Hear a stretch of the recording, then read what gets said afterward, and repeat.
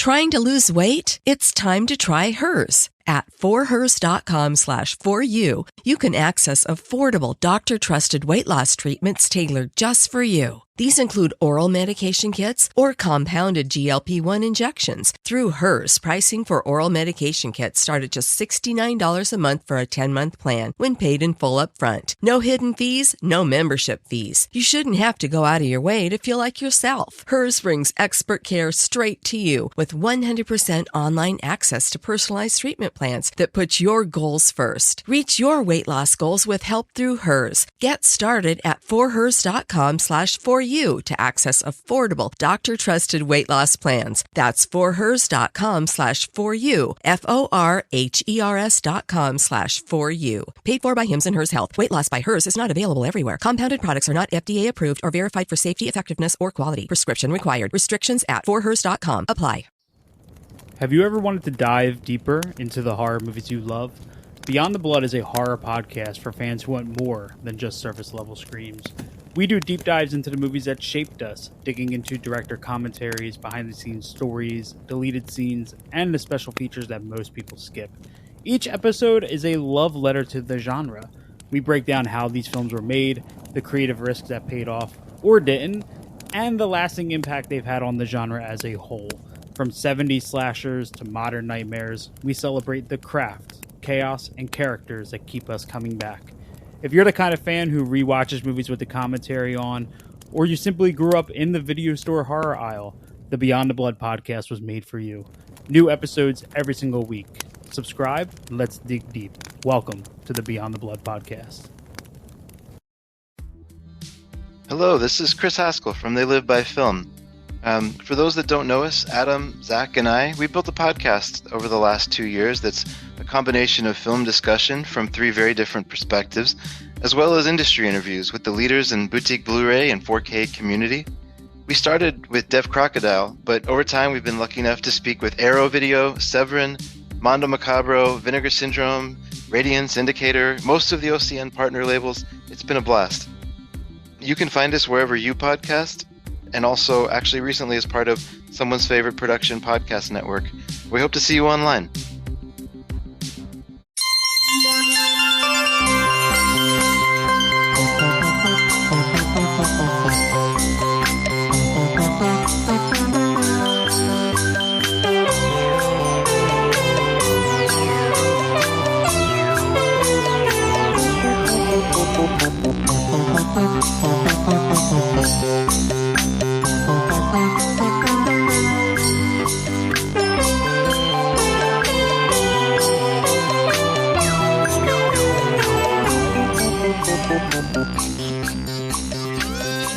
Welcome to Rankin Bass, an offhanded joke that became a short-lived podcast. I'm your host, Mike Boyd. Joining me is an elf who wants to be a dentist, Chris Dashew.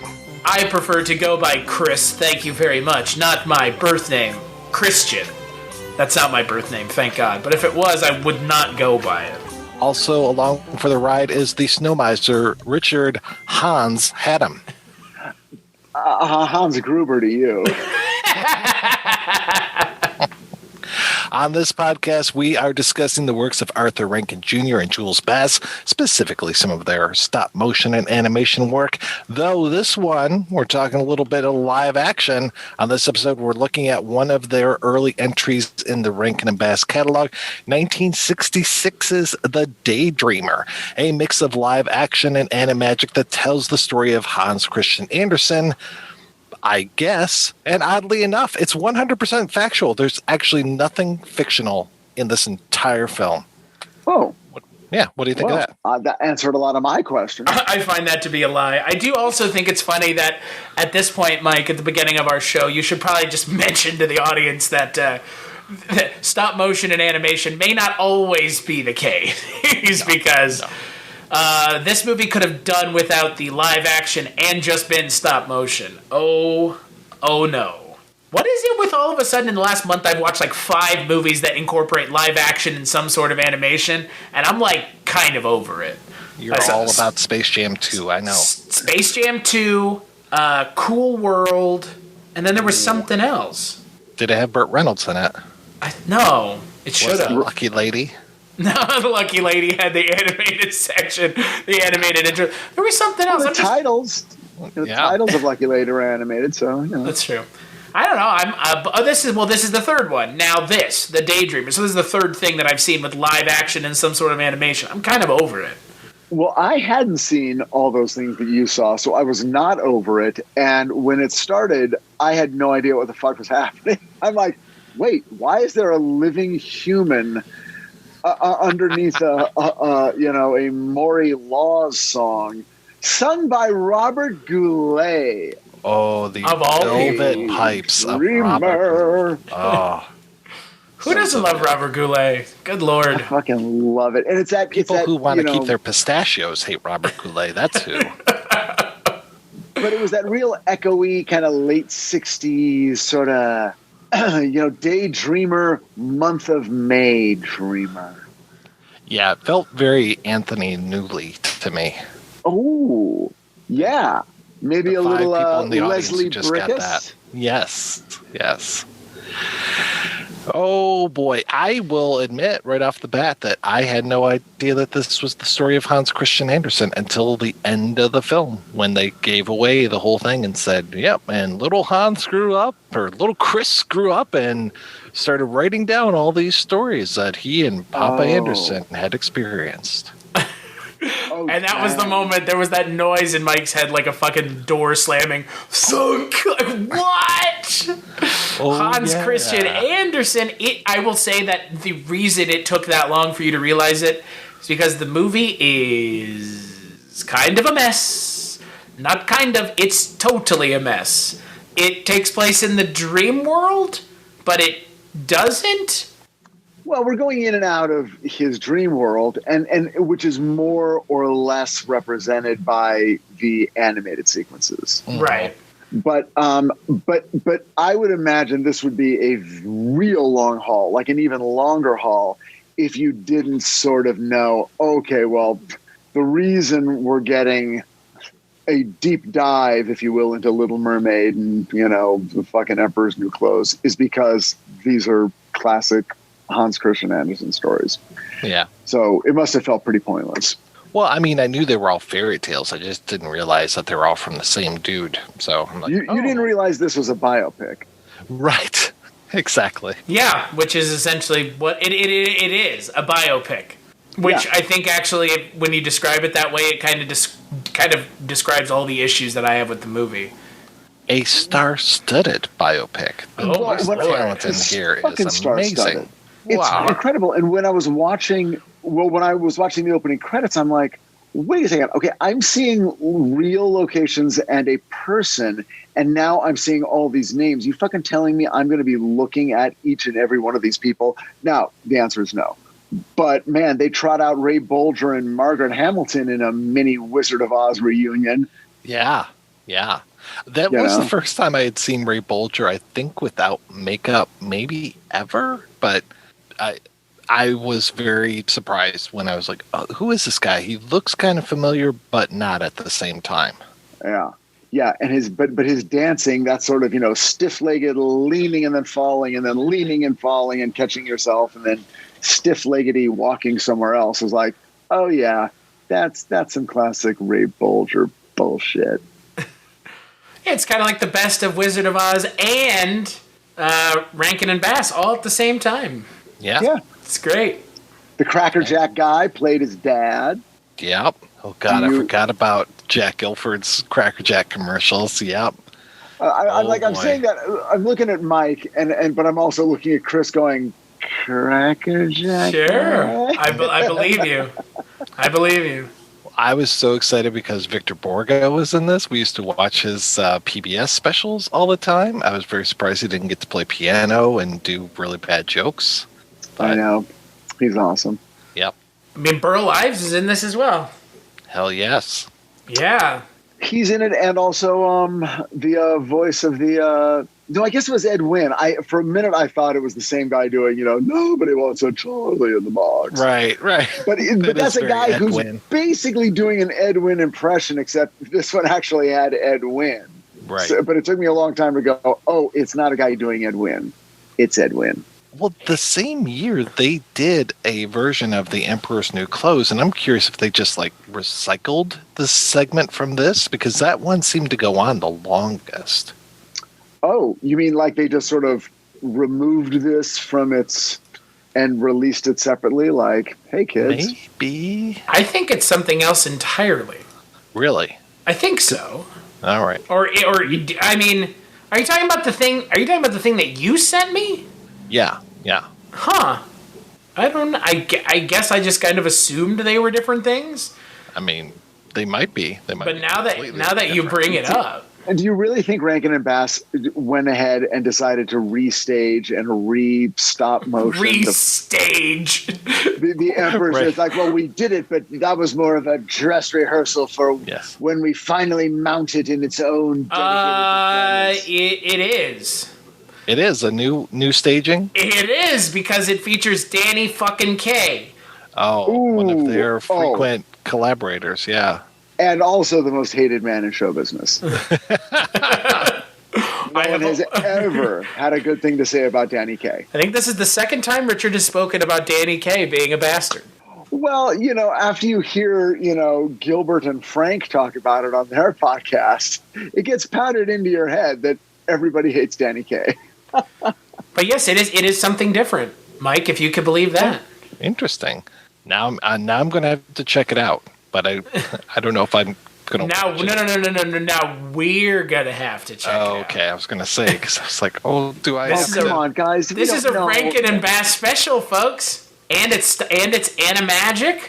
Look at Richard pleading. Don't do it. Don't do it. Like what sort of madness is this ultimately? I mean, Richard's like the crowd begging Bud Dwyer to stop. No, stop! Don't do it, Bud! Don't make me watch anymore! So I was wrong. I thought it was 66, which was the same year as this, but it came out in 72. So yeah, they had 6 more years to work on the ins and outs of The Emperor's New Clothes.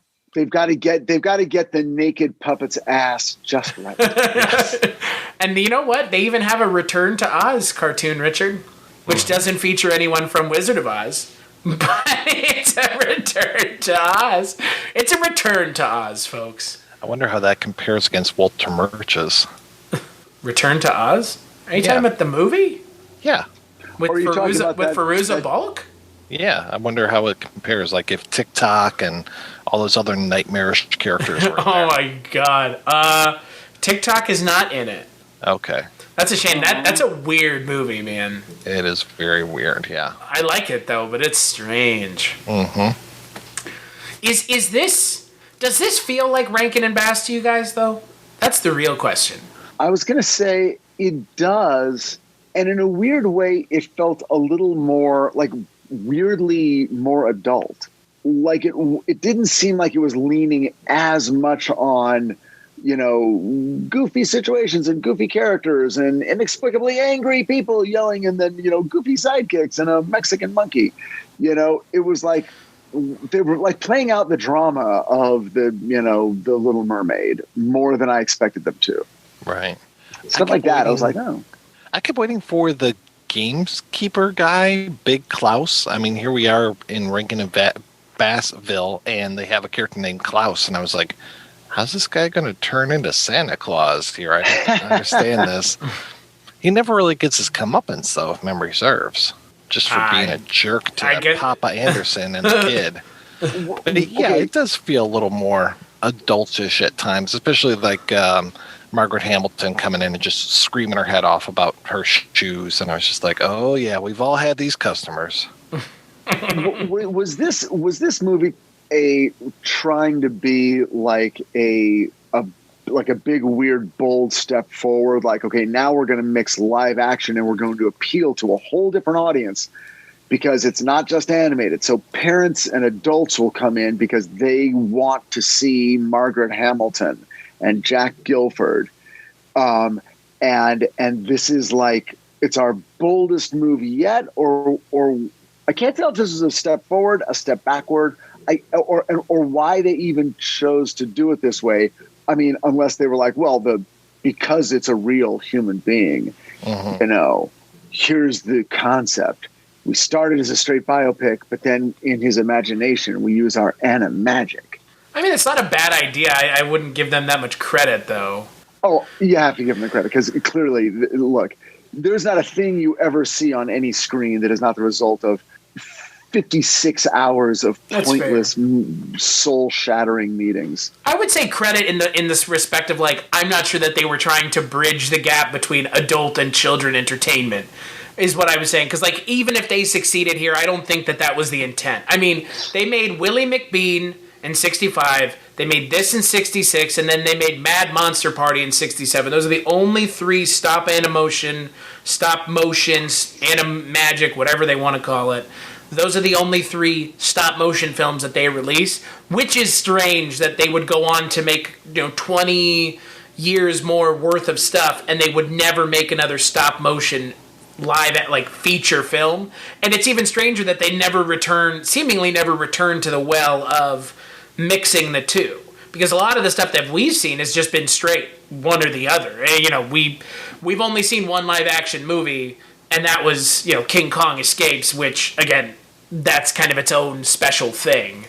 But it's very strange because I don't think it works as a cross. I don't think it works as cross entertainment for adults and kids. I think if a kid watched this movie, they would be bored out of their minds, frankly. I mean, in this day and age, these stories exist outside of this. I mean, all of these things have been adapted by somebody else much better, except for Little Klaus and Big Klaus, which to Mike's point has nothing to do with Santa Claus, and The Garden of Paradise. Emperor's New Clothes has been done a million times, even by Rankin Bass. Ugly Duckling has been done, Thumbelina has been done, and Little Mermaid obviously has been done. So I want to go back to a phrase you used at the beginning of this little bit you just did, where you said you didn't think this was them trying to cross the bridge between kids and adult entertainment. And suddenly I just had this vision of an adult stop motion animagic movie, which I unfortunately they Rankin never. and Bass's Fritz the Cat. Yeah, exactly. It's like, whoa, has anyone ever done that? Like, I don't know if the South Park guys did it in Team Force America or whatever that was, but suddenly I'm like, puppets. Those were more those like were Thunderbirds or Go kind of thing. Yeah, it's like stop motion adult films. I mean, you could look at the stuff that Jan Svankmajer did, and that's pretty adult. Even his version of Alice in Wonderland is super surrealistic, not necessarily adult, but then even things like Little Otik and some of his other stuff is much more on the adult realm. So in his version of Faust, and then even when you think about, I'm trying to think of, it was people in costumes, and there was some puppetry in that version of the Marquis de Sade story, but I can't remember. I don't think it was proper stop motion in that, but I wouldn't be surprised if there was more adult stop motion stuff. Good, I'll have to look it up. I would love to watch a stop motion animated movie about the Marquis de Sade. I'll tell you that much. I would watch that. Yeah, the one that's out there is fantastic. This is a thing that I could actually go and watch. Yeah. Don't think that I'm just making that up. And I'll look up because I know it was Roland Topor was part of it, and I can't remember the guy that is credited as director. So I will look it up. The Marquis de Sade.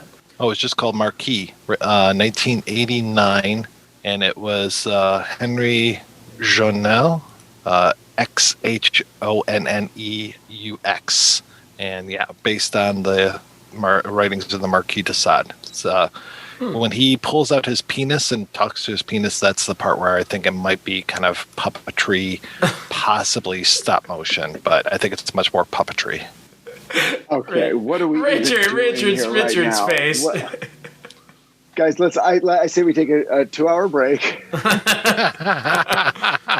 Richard, while you're at it, you should go watch Salo as well. Really, really get into the spirit of the Marquis de Sade. What is Salo? Salo or the 120 Days of Sodom. It's one of Pasolini's more risque films. Okay. Yeah, I've heard of the second one. All right. Yeah. Well, yeah. Well, it's the same. That's the same title. Yeah, same title. That's the same title. It's Salo, 120 Days of Sodom. Right. Where they eat poop and stuff, you know. Oh. So when you said colon, you weren't kidding. Yeah. Inner colon. I would watch that, though. I mean, I think for me, when we talk about Rankin and Bass, it is just a little off-putting to have them have live action and the animated stuff on screen, because the live action stuff that I've seen of them so far has not been very good. The cartoon stuff's great. I mean, it's well made, well polished. Nobody's going to argue that, because that's what they're known for. And this is in kind of the golden period of them doing it. But the live action stuff is just kind of wonky. It's kind of lame. It feels like they're going for a colorful fantasy sort of tone, but the performances are really disappointing / weird. Like all of those actors have done much better work, even in genre stuff. It's like, who is telling you to behave this way, or to? And maybe it's just these guys work in one medium better than the other, and it's like, you know what, they're better doing the puppets than they are actually reading human emotion and dealing with human interactions, because they all seem very stilted and odd and, I don't know, poorly conceived. Yeah, I would be curious to see, like, the Ivory Ape or what was that, Bermuda Depth, some of their more live action stuff, just to see, like, maybe they do have some good things. But yeah, I mean, I'm going off of this and King Kong Escapes. And King Kong Escapes, I thought was perfectly good for what it was, but right. I think they were more producers than directors in that one. Yeah. Yeah, King Kong Escapes is all right. It's, you know, no one's going to judge it based on the what the film is trying to be, let's put it that way. And I liked it better than that last King Kong versus Godzilla film. Yeah, it had a sense of humor. Yeah. It was also, you know, completely balls to the wall insane, so... Yeah. With King Kong fighting the giant frog ape, so... I mean, they have 2 other feature films, Marco, which is a film about Marco Polo. Yeah. Oh, God, I bet that's awesome. Starring Desi Arnaz Jr. as Marco Polo. There's some Hollywood royalty for you. And The Bushido Blade, which is a Sonny Chiba film. In that, yeah. I talked to Mike Starr forever ago about that film, and he was recommending it just because he said it was ridiculous. So that's a Rankin and Bass movie as well. So maybe, yeah. I mean, look, I think this is 66 and this is early on.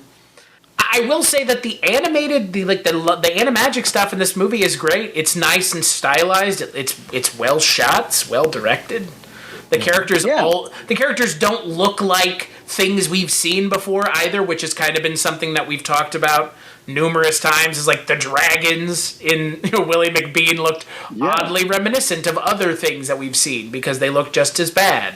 I would agree with that, Chris. I actually thought that those scenes were more richly imagined and art directed than a lot of their stuff, than a lot of their classic stuff.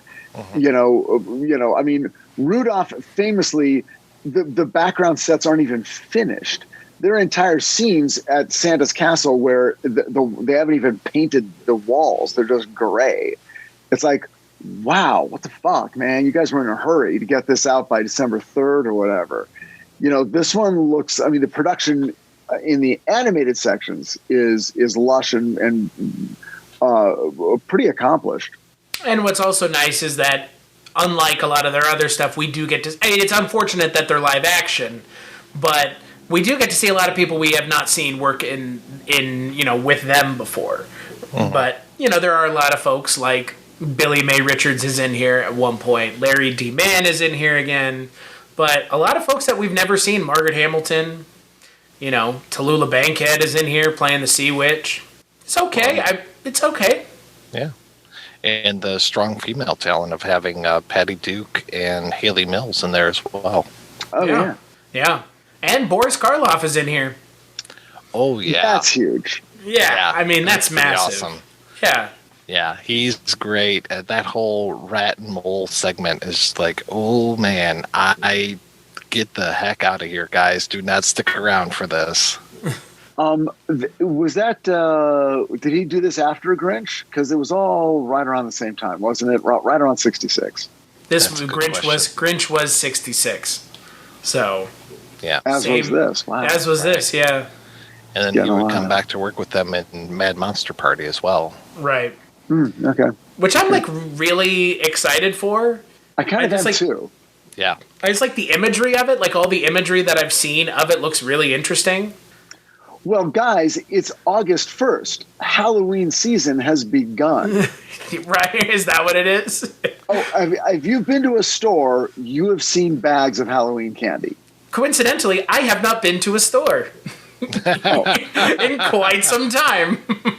I've been to the store. Sure. I mean, I got to go so I can tear people's masks off and ask why they're being sheep. And cough on them really hard. Oh my God. Yeah, Boris Karloff is in. So are there two Mad Monster parties? What's going on here? So there's Mad Monster Party with a question mark, and that's the animagic thing. That's the movie, right? Right. And then there's Mad Monsters, which is an animated thing, which is what I put into the Dropbox a couple weeks ago. Okay. Yeah. And I think they might be related. So I'm going to watch the wrong one, right? Okay, good. Okay. So good. One of them features Boris Karloff. The other one features Bob McFadden doing a Boris Karloff. Okay. Which one are we watching? We'll watch both. Both. The right answer is both. Glad you pointed that out. They're the only two Halloween remember ones. that by the time we get to October. That is the real question. Well, what are we going to watch in between now and then?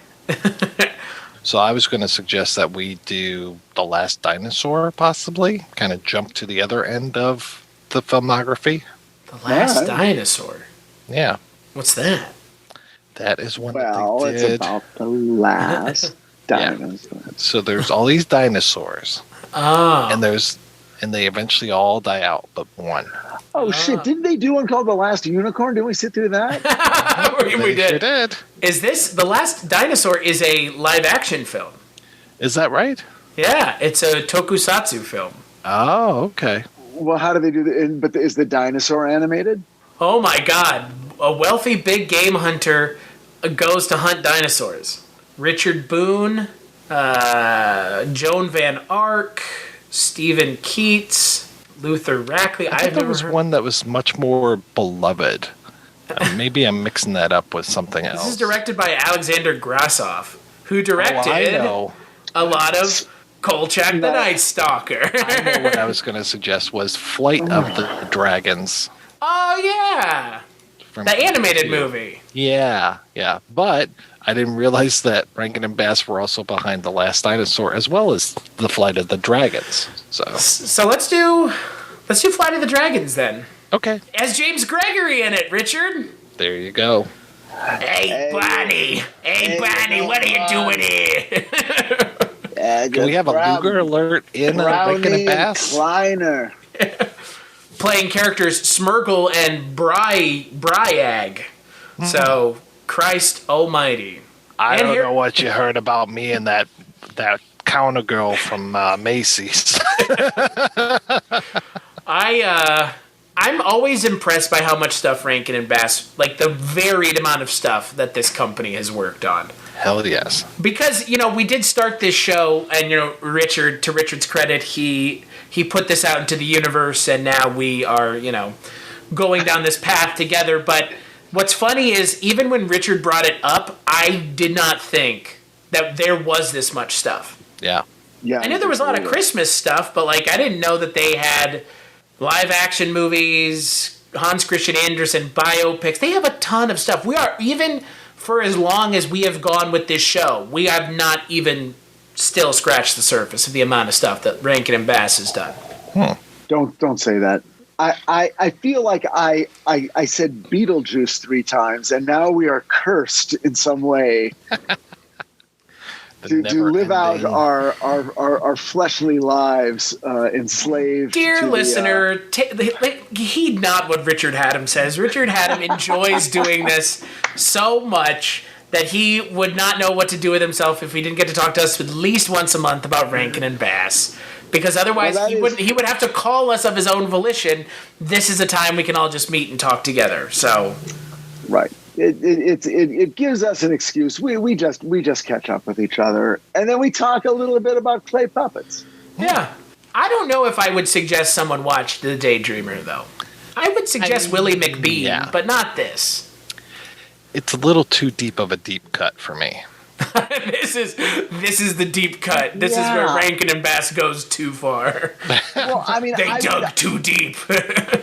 I would say, like, if it had turned out, it's like, oh my God, great, like, amazing, unknown, late in their career performances from Ray Bolger, Margaret Hamilton, you know, but the fact is, you don't see a lot of these people.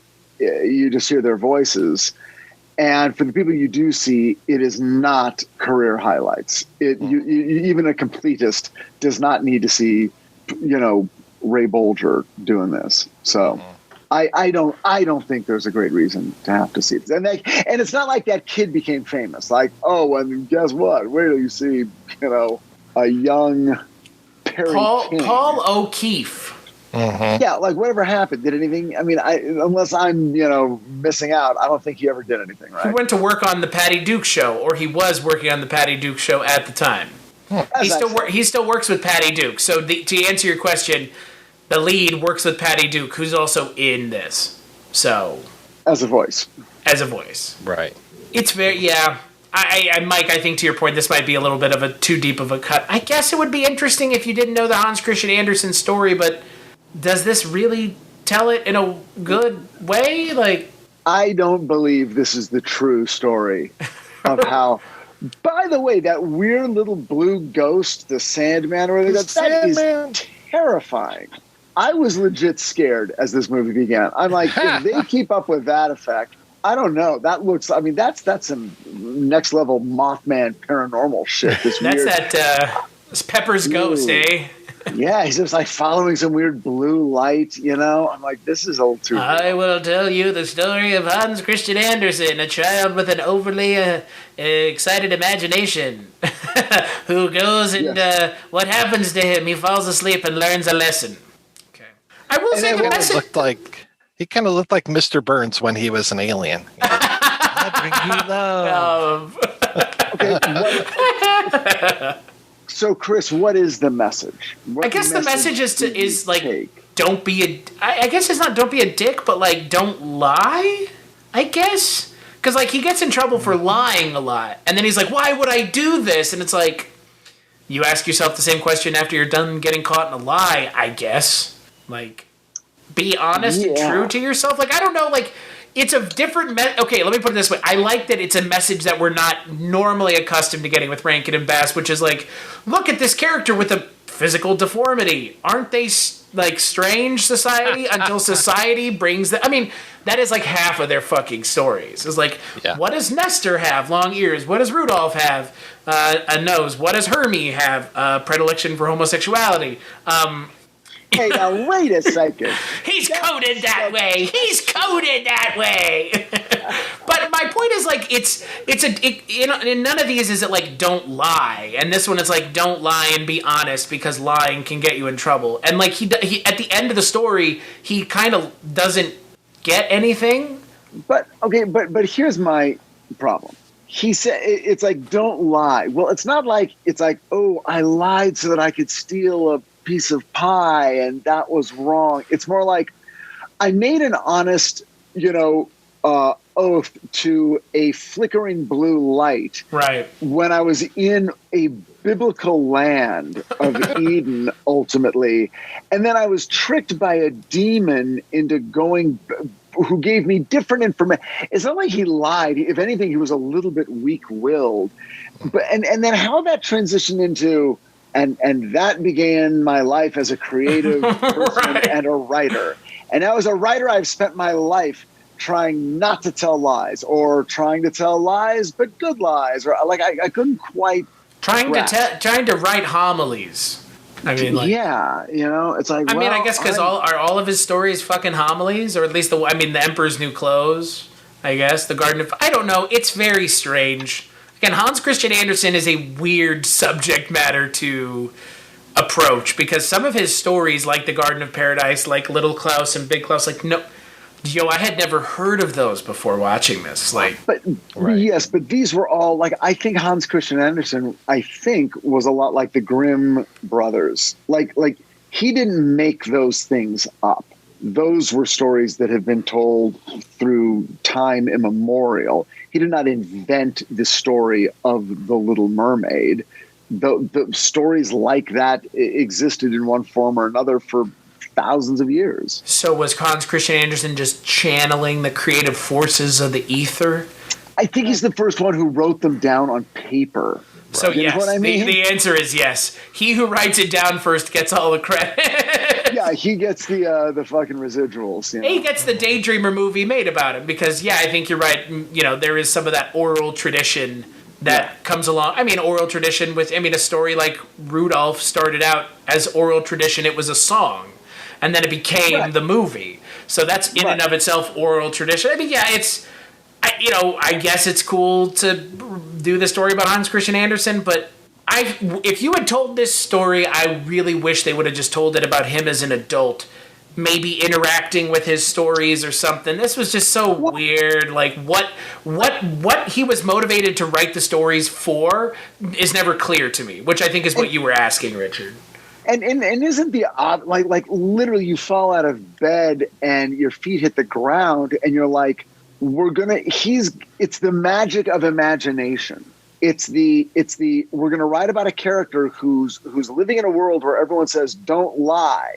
And he's like, but I'm not lying. It all really happened. But what this really is overtly is just a celebration of creative imagination.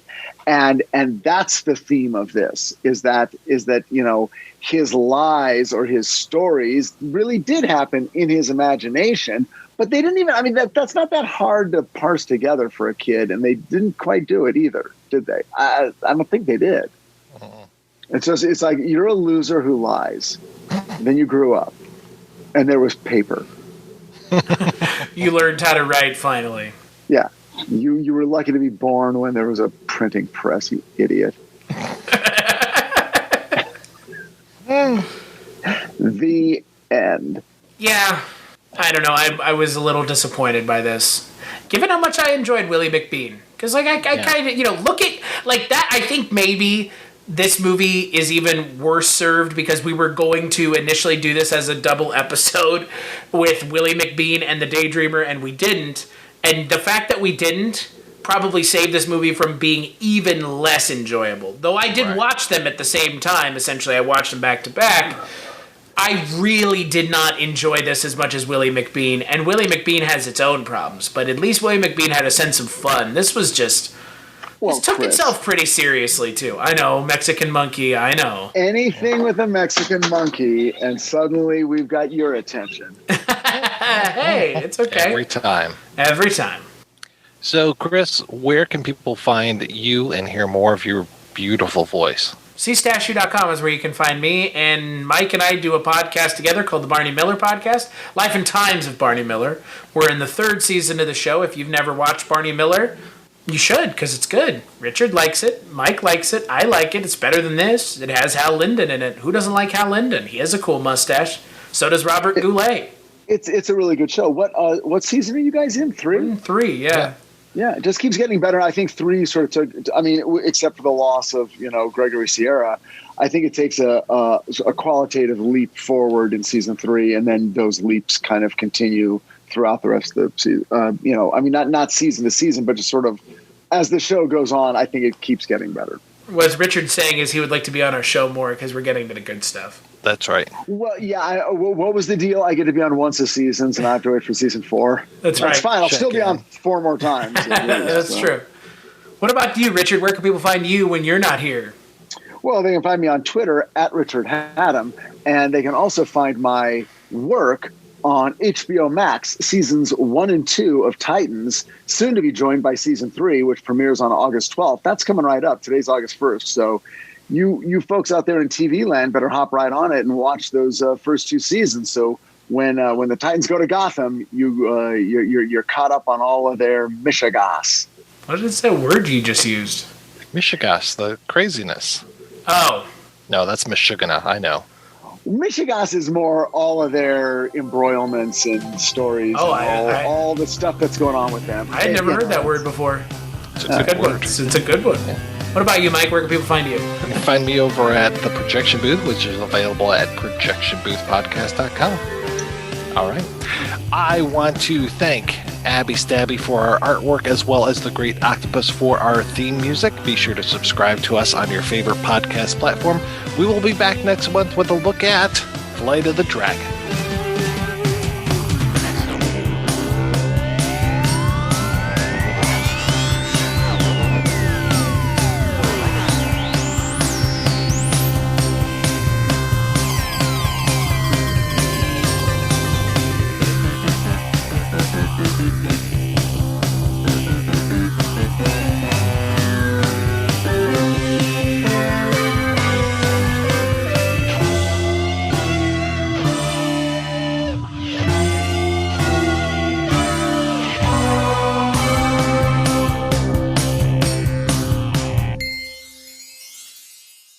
Hello, my name is Kevin Tudor, and I'm one of the 3 hosts of Almost Major, a film podcast dissecting many major indie studios and the films they release. Every week, myself, Charlie Nash, and Bryden Doyle discuss overlooked, forgotten, or bona fide classic indie films via studio-specific miniseries. We've previously covered numerous films from Artisan Entertainment, Lionsgate Films, and New Line Cinema. Titles including The Blair Witch Project, American Psycho, Dogville, But I'm a Cheerleader, Saw, Requiem for a Dream, and Ringmaster, you know, the Jerry Springer film. Anyways, we have a fun time every week, and we hope you will join us. Subscribe to Almost Major wherever you get your podcasts. Now proudly a part of the Someone's Favorite Productions podcast network.